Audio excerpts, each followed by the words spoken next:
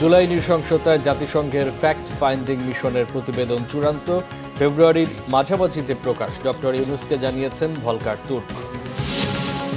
ট্রাম্পের নতুন প্রশাসনের কর্মকর্তাদের সঙ্গে বাংলাদেশ নিয়ে আলোচনা হয়েছে, জানিয়েছেন ভারতের পররাষ্ট্রমন্ত্রী। গুরুত্ব পেয়েছে সংখ্যালঘু নির্যাতন সহ বিভিন্ন বিষয়। বাংলাদেশে বিদ্যুৎ রপ্তানি করে $40 কোটি কর ফাঁকি দিয়েছে ভারতের আদানি পাওয়ার। সরকারের উচিত চুক্তি বাতিল বা সংশোধনে পদক্ষেপ নেয়, অভিমত বিশেষজ্ঞদের। দেখছিলেন ক্রাউন 7 সংবাদ শিরোনাম।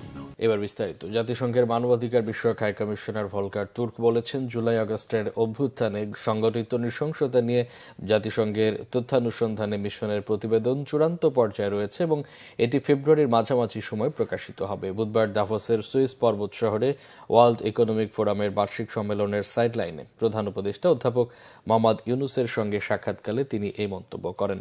তুর্ক জানান, প্রতিবেদনটি প্রকাশের আগে এটি বাংলাদেশের পক্ষের সঙ্গেও শেয়ার করা হবে এবং এটি জেনেভায় জাতিসংঘের মানবাধিকার কার্যালয় থেকে প্রকাশিত হবে।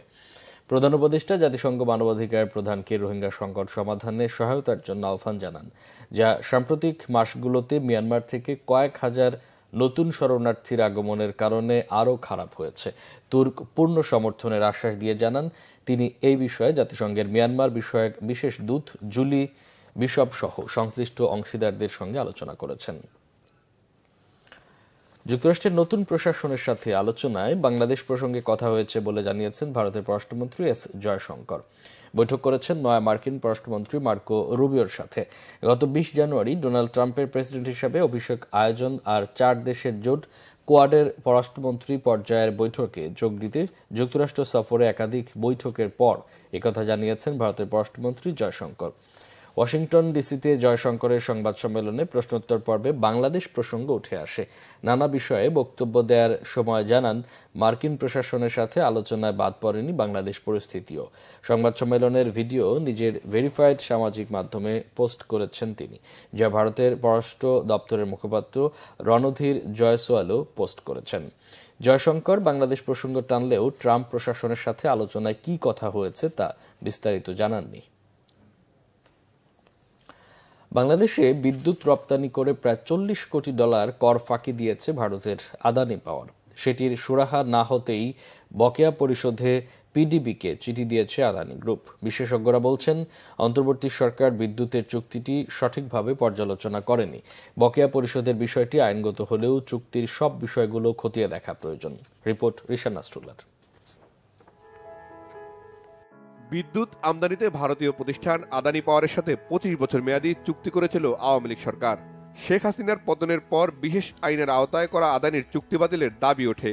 সে সময় সরকার চুক্তিটি পর্যালোচনা করার কথা বললে টানাপোড়েন শুরু হয় আদানির সাথে। বিদ্যুৎ সরবরাহ কমিয়ে দেয় আদানি। বিদ্যুৎ রপ্তানির বকেয়া পরিশোধের চাপ প্রয়োগের চেষ্টা ছিল ভারতের এই বহুজাতিক প্রতিষ্ঠানটির। ফার্স্ট থিং হচ্ছে, কয়লা আমি দিব না, আর দিলে এই রেটে কেন দেবো? 14, 15, 18 টাকা সে দিচ্ছে। আর যেখানে কয়লা আমাদের দেশের কয়লা দিয়ে 6-7 টাকায় হচ্ছে। তো এই প্রশ্ন হচ্ছে, এটা তো আগাগোড়াই ওই নীতি। আমাদের দেশে এরকম কোনো শক্তিশালী লোক এখনও আসে নাই, হয়তো আসবে। তাহলে তো আদানির পাওয়ার বলবে যে আমরা তো এটা চুক্তি করছি, থেকে যাবে। থেকে গেলে তো একটা রিনিউয়েবলস তখন তো মার্কেটে ঢুকতে পারবে না, দিবে না আর কি, সরকারই দিবে না। তো প্রশ্ন হচ্ছে, এগুলা কেন থাকবে? ফার্স্ট থেকে এগুলা বাতিল করে আমি রিনিউয়েবলস লাগাবো, এটা আমার পলিসি হবে। It should be declared immediately. এখন যেটা দেখা যাচ্ছে সেটা হচ্ছে, মনে হচ্ছে যে আসলে জিনিসটা তো লুকাচুরি হচ্ছে এবং অন্যদিকে দায়টাও বাড়ছে আস্তে আস্তে। এই দায়টা তো শোধ করতে হবে। আর সারচার্জের যে বিষয়টা, সেটাও স্বাভাবিক, তার কারণ আমরা তো নিশ্চয়ই চুক্তিতে এই সমস্ত ক্লজগুলো রেখে দিয়েছি এবং আমরা আসলে এই খুব দুঃখজনকভাবে হলেও সত্য যে এই চুক্তিগুলো নিয়ে, যেগুলো অনেক বড় চুক্তি, সেই চুক্তিগুলো নিয়ে আমরা আসলে আলাপ আলোচনা করিনি, জনগণের জন্য তথ্য উন্মুক্ত করিনি। সেইটার বোঝাটাই কিন্তু এখন আমাদের টানতে হচ্ছে। চুক্তির অস্বচ্ছতায় কয়লার দাম, যন্ত্রাংশের ব্যয় ও বিদ্যুৎ বিক্রির অর্থ নিয়ে 9-6 করেছে ভারতীয় কোম্পানিটি। প্রতিষ্ঠানটির $40 কোটি কর ফাঁকির তথ্য পেয়েছে এনবিআর। বিশেষজ্ঞরা বলছেন, চুক্তির বিভিন্ন ধারা পর্যালোচনা করে সেটি বাতিল বা সংশোধনে পদক্ষেপ নেওয়া উচিত অন্তর্বর্তী সরকারের। এই বিদ্যুৎ কেন্দ্র নিশ্চয়ই এমন কিছু হয়তো দিয়েছে কোনো কোনো গোষ্ঠীকে, যেটার কারণে একেবারে প্রায় গোপন রেখে আসলে চুক্তিটা স্বাক্ষর হয়েছে। মানে চুক্তির কোনো ধারা বা কোনো ধরনের কোনো কিছু কিন্তু জনসমক্ষে প্রকাশ পায়নি। কখন মানুষ যে কোনো কিছু গোপন করে, যদি ওর মধ্যে খারাপ কিছু থাকে, তাই না? যদি একেবারে খুব ভালো চুক্তি হয়, তাহলে সেক্ষেত্রে গোপন করার তো কিছু নেই, তাই না? তো সুতরাং এটা হয়ে থাকতে পারে সেটা তদন্তের বিষয়, এবং কিভাবে হলো এটা সত্যি সত্যি যদি হয় তাহলে শাস্তির ব্যবস্থা কি হতে পারে, কারা জড়িত, বাংলাদেশের ভিতরে কেউ আছে কিনা, কার সঙ্গে হলো, কে এই ডিলটা করলো, এবং এই ধরনের কোনো যদি প্রমাণ পাওয়া যায় তাহলে তখন কিন্তু এই বিদ্যুৎ চুক্তি বাতিল করার জন্য উদ্যোগ নেওয়া যেতে পারে। কারণ তখন কিন্তু এই আইনগত ব্যবস্থা নেওয়াটা অত্যন্ত সহজ হবে। তার কারণ পুরো জিনিসটাই যদি দুর্নীতিগ্রস্ত হয় তখন কিন্তু আন্তর্জাতিক আদালতে গিয়েও আসলে এই আদানি গ্রুপ কোনোভাবে পার পাবে না। আমি যখন চুক্তি রিভিউ করব, রিভিউতে আমি দেখব যে এটা কি জনগণের পক্ষে গেছে না বিপক্ষে গেছে, এটা দেশের পক্ষে গেছে না বিপক্ষে গেছে, এগুলো নৈতিক কিনা। ফার্স্ট হচ্ছে আনসলিসিটেড, একজনের কথার সঙ্গে ফ্রেন্ডশিপ। হ্যাঁ ঠিক আছে, আদানি সাহেব বললো আমি এখানে একটা পাওয়ার স্টেশন কয়লা বিদ্যুৎ করব, ঠিক আছে করেন, এটা তো হইতে পারে না। এইসব অনৈতিক চুক্তিগুলো তুমি কেন রাখছো? এগুলো ফার্স্ট রিভিউ করার কথা, এটা করতে হবে আইনগত। সব কিছু মিলামিশা দেখো এটা কি আমাদের পক্ষে না বিপক্ষে। যদি বিপক্ষে যায় থ্রো ইট আউট, কিন্তু করতেছে না। তারা আগে কিছু রাখছে, কিছু বাতিল করছে। কেন বাতিল করছে, আবার কেন কিছু রাখছো, এটার তো এক্সপ্রেশন নাই।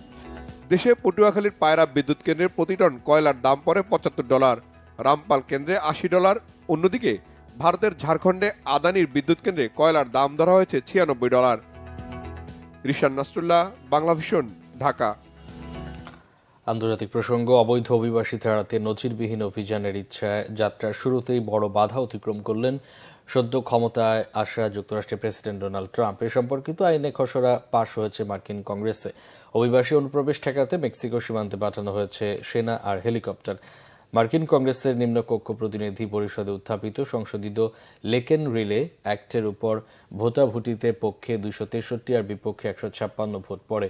বিরোধী ডেমোক্র্যাট দলের 46 জন আইন প্রণেতা পক্ষে ভোট দিয়ে আইনি খসড়ার অনুমোদনে সহায়তা করেন। প্রেসিডেন্ট ট্রাম্পের সইয়ের মাধ্যমে এটি আইনে রূপ নিলে চুরি সম্পর্কিত অভিযোগে কোনো অবৈধ অভিবাসীকে গ্রেফতারের আইনি বৈধতা পাবে হোমল্যান্ড সিকিউরিটি বিভাগ। এটি বাস্তবায়নে ব্যর্থ হলে হোমল্যান্ড সিকিউরিটির বিরুদ্ধেও মামলা করা যাবে। 2024 সালের ফেব্রুয়ারিতে জর্জিয়ায় মার্কিন নাগরিক লেকেন রিলেকে হত্যায় অবৈধ অভিবাসীর জড়িত থাকার স্মৃতির প্রতি সম্মান রেখে এই আইনের এমন নামকরণ করা হয়েছে। এদিকে মেক্সিকো সীমান্তে অনুপ্রবেশ ঠেকাতে কমপক্ষে 1500 সেনা পাঠানোর নির্দেশ দিয়েছেন প্রেসিডেন্ট ট্রাম্প। সেনা সদর থেকে জানানো হয়েছে মূলত সীমান্তে উঁচু দেয়াল নির্মাণের অসমাপ্ত কাজে সহায়তা দেবেন সেনা সদস্যরা। সহায়ক হিসেবে থাকবে বিমান ও হেলিকপ্টার। এই ছিল এখনকার মতো। পরে সংবাদ সকাল 11টায়। এছাড়া বাংলা ভিশন সংবাদ ও সংবাদ সংশ্লিষ্ট অনুষ্ঠান দেখতে ভিজিট করুন www.bfnews24.com ও facebook.com/banglavisionnews এবং সাবস্ক্রাইব করুন youtube.com/banglavisionnews। এতক্ষণ সাথে থাকায় অসংখ্য ধন্যবাদ।